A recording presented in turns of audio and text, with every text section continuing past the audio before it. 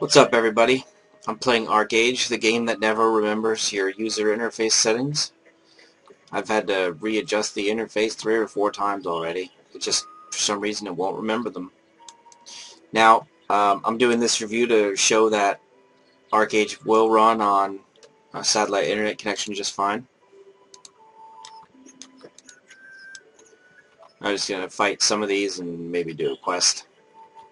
Physics and bouncy hair. That's one of the things that I love about video games, is they have bouncy hair. Fable had bouncy hair, the first Fable, but then every Fable after that didn't have bouncy hair. And it's like, hair's bouncy. It just gives it a level of realism. And I was able to make a character that like looked really close like me, and even got the beauty mark or the mole on my cheek. I'll show you the settings I'm at.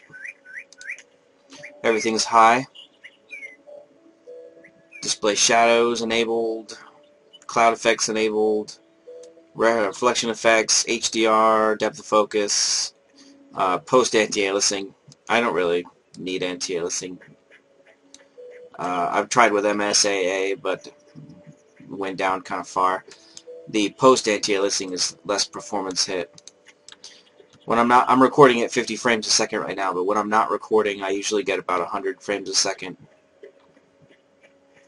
So, let us kick some violent Monolith Guardian booty. Now, there is a bit of delay with Archeage, and I'm not sure why. My other games, the delay is never this bad. It might be because the servers are very heavily populated, and people with a high ping are seated in the back. They get less priority.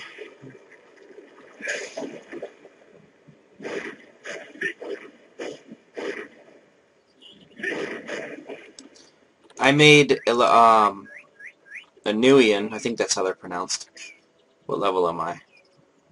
6, level 6. I had a Farron, and I got him to like, I don't know, level 20 something, 23 or something like that. And then I was like, kind of sick of the cat people.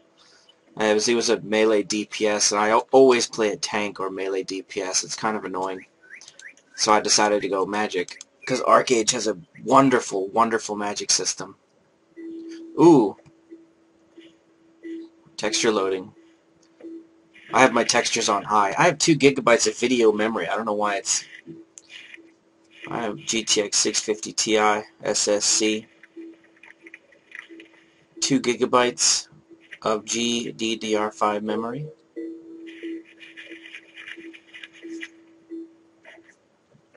Xeon W3520, which is the i7-920 equivalent. I will be upgrading to the Xeon X 5650, or the 5690 if I can afford it. Let's see. This Bloodhand Duelist is dead, as are his companions. Whoever did this, it certainly wasn't an unarmed girl. The more Marion spoke of Lucius, which she did often. Ooh, spoiler alert. The carnage you saw. Not really. The more memories seem to fill your head. I'm gonna cut out here. And I'm back. That was a really long cutscene, and I didn't want you to have to sit through it. Had nothing to do with revealing the story. I'm just like, this is beginner tutorial nonsense, so there's not really any spoilers. Ooh, the plants move. Cool. I have the draw distance on high, which I think is 1,000 meters. I can see all the way over to there, and I could put it a little higher, but I don't know. I just like safe settings. Did I miss the road or something?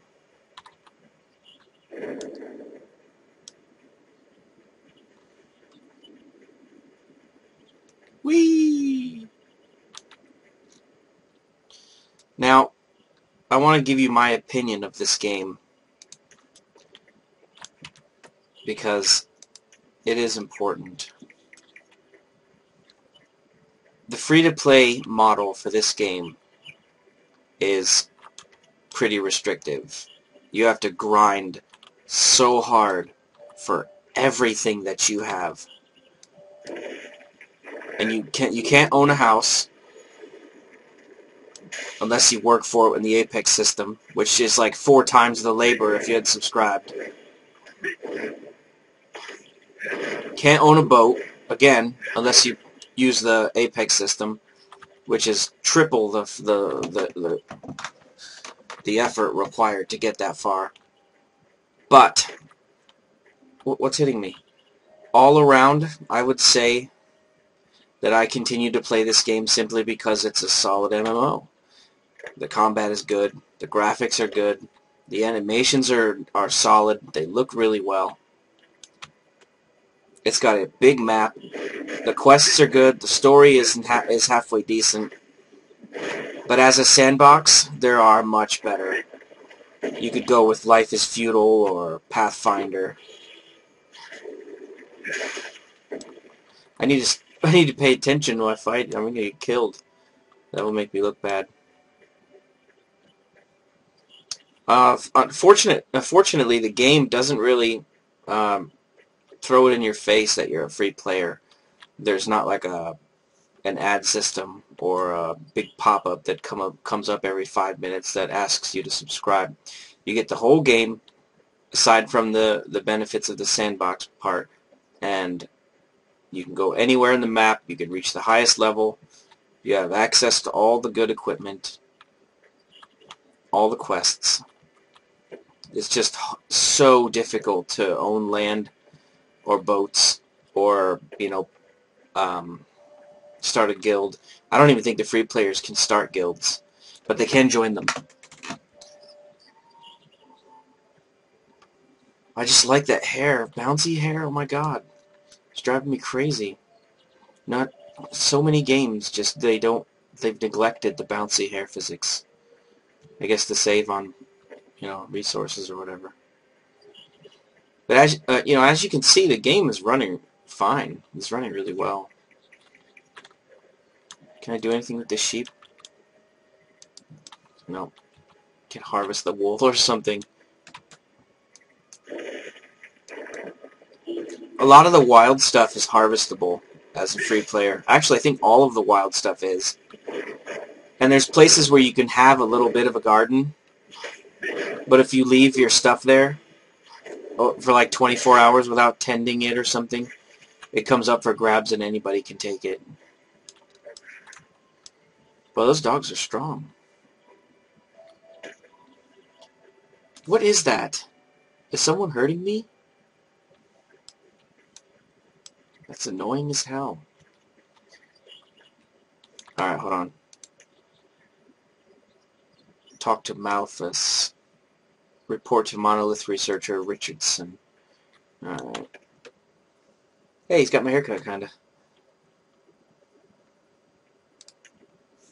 The only thing I don't like out here, the text is so big and you can't resize it, so you have to scroll up and down to read the text. Yes, they're fascinating.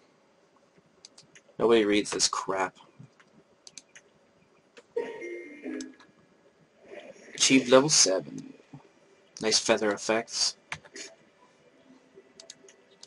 This isn't really a game review. It's for itself. There are other dozens and dozens of reviews for the game. This is just to show you that it is playable on satellite internet. My next video will be the Knights of the Old Republic. Or no, I'm sorry, the Old Republic online. Knights of the Old Republic is a single-player game. I apologize for that. I don't have Guild Wars downloaded yet, but it is working on it. So Guild Wars 2 will come after that. Thanks for watching, guys. I hope this helps you decide if you want to play this game or not on satellite internet.